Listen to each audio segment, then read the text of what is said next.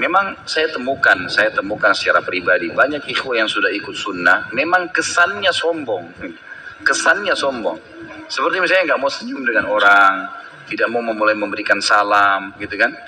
Jadi biar orang isbal akhi, salam, ucapkan salaman dengan dia belum tahu misalnya, gitu kan?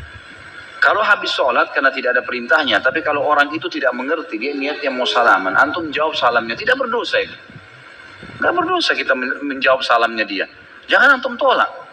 Karena dia niatnya mau salaman, kita juga niatnya jangan hubungkan dengan momen habis sholat.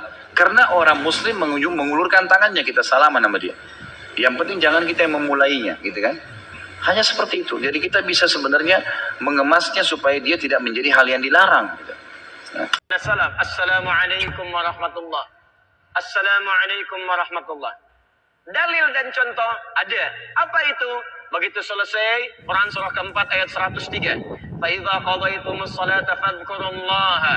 Maka jika Anda tuntas mengerjakan salat, berzikirlah kepada Allah. Hadis Muslim hadis 593. Astaghfirullah, astaghfirullah, astaghfirullah. Setelah itu lanjutkan Allahumma antas salam minkas salam tabaraka ya dzal jalali wal ikram, dan seterusnya sampai 597. Jadi setelah salat adalah zikir. Astaghfirullah, astaghfirullah, astaghfirullah. Allahumma antas salam. Selanjutnya berdoa dan seterusnya. Baik. Assalamualaikum warahmatullah. Assalamualaikum warahmatullah. Tiba-tiba tangan disodorkan untuk salaman. Kanan dan kiri. Boleh tidak? Boleh tidak? Yang boleh angkat tangan. Yang tidak boleh angkat tangan. Yang wallahu a'lam, enggak usah angkat tangan. Karena waktu kita mau habis sini. Lihat sini. Untuk menentukan boleh dan tidak, tadi kaidahnya. Lihat, ini sederhana. Cuman satu bagian dari kalimat. Tapi maknanya dalam. Boleh dan tidak. Jangan asal bicara ini boleh, ini tidak. Anda tidak boleh menghukumi sesuatu di syariat kecuali memahami ketentuannya. Apa landasannya? Mana dalilnya untuk menentukan boleh? Anda tidak paham dalil, jangan bicara hukum. Kata Imam Malik, Anda hafal 100.000 hadis tapi tidak memahami isinya, jangan bicarakan tentang hukumnya.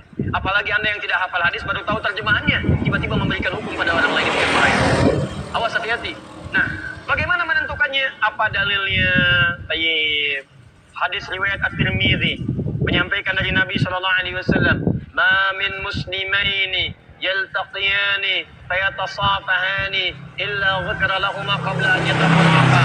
Tidaklah dua orang muslim bertemu dimanapun kapanpun. Kata kalimat itu, dimanapun kapanpun, mau di dalam masjid, mau di luar masjid, mau di kantor, mau di rumah, kapanpun dalam kondisi yang dibenarkan, mau setelah sholat, mau di luar sholat, yang dibenarkan. Karena di dalam sholat gak mungkin Allahu Akbar, Allahu Akbar, mustahil. Dalam kondisi yang dibenarkan, pada sholat, Assalamualaikum, Assalamualaikum. Di luar masjid, fayatasafahani, tiba-tiba keduanya bersalaman. Salaman. Ghufira lahuma qabla an yatafarraqa. Maka diampuni dosa-dosa yang pernah melekat pada keduanya. Pada keduanya.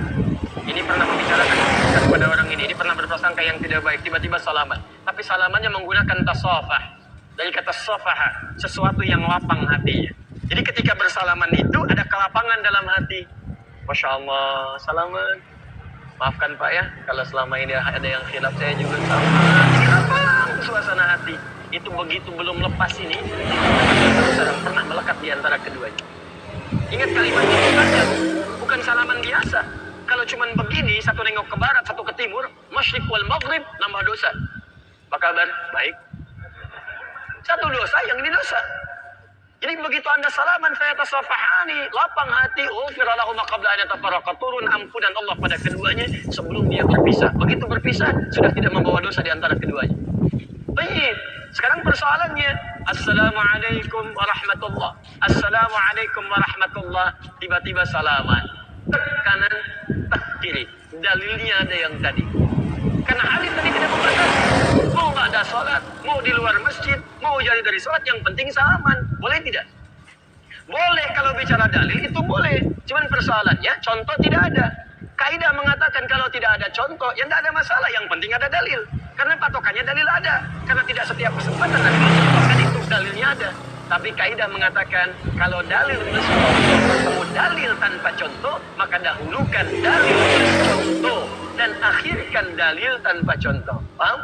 Ini Begitu assalamualaikum warahmatullah, assalamualaikum warahmatullah, dan zikir terlebih dahulu. Astagfirullah, astagfirullah, astagfirullah. Allahumma antas salam, minkas salam, tabarakta ya dzal jalali dan ikram. Selesai. Assalamualaikum akhi. Assalamualaikum akhi. Masya Allah, taqabbalallah minna wa minkum. Assalamualaikum. Kayak Nabi selesai salat, beliau bersalaman. Sahabat mengejarnya. Ada Anas mengejar Nabi, dan sebagian mengejar Nabi, salaman mengejar Nabi SAW. Hadisnya sahih, bahkan di Al-Bukhari. Paham ya? Jadi tidak ada masalah teman-teman sekalian, tapi kita paham kecuali ada orang yang belum paham. Tiba-tiba Anda sedang berzikir, astagfirullah, astagfirullah. Tiba-tiba tangannya begini kepada Anda. Anda sedang berzikir, tangan sahabat Anda diulurkan kepada Anda seperti ini. Assalamualaikum. Mana hukumnya? Menjawab dulu salaman atau Anda mesti meneruskan pikirannya? Assalamualaikum.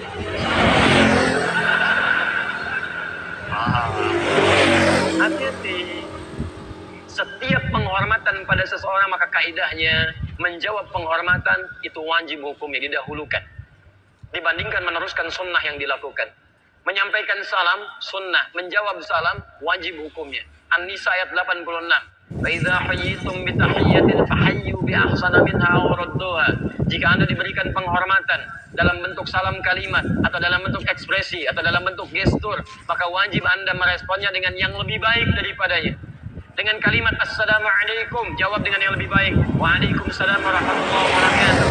Assalamualaikum warahmatullahi wabarakatuh. Waalaikumsalam warahmatullahi wabarakatuh. Menyampaikan sunnah, menjawab wajib hukumnya. Maka dalam keadaan Anda berzikir, ada orang menyodorkan tangan, respon tangannya. Waalaikumsalam. Zikir, astagfirullah, astagfirullah. Merespon, please ada nilai di dalam. Paham ya?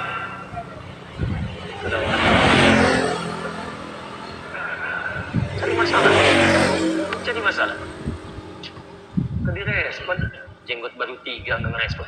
Jadi ke jenggot tadi ya. Apa hubungan salaman dengan jenggot? Yang salaman tangan, yang disoal jenggot. Jadi sudahlah, ya hal-hal yang tidak penting lupakan aja gitu kan. Lupakan aja. Jadi makanya luaskan wawasan kita, pelajari dengan lebih baik dan tempatkan hukum sesuai dengan tempatnya.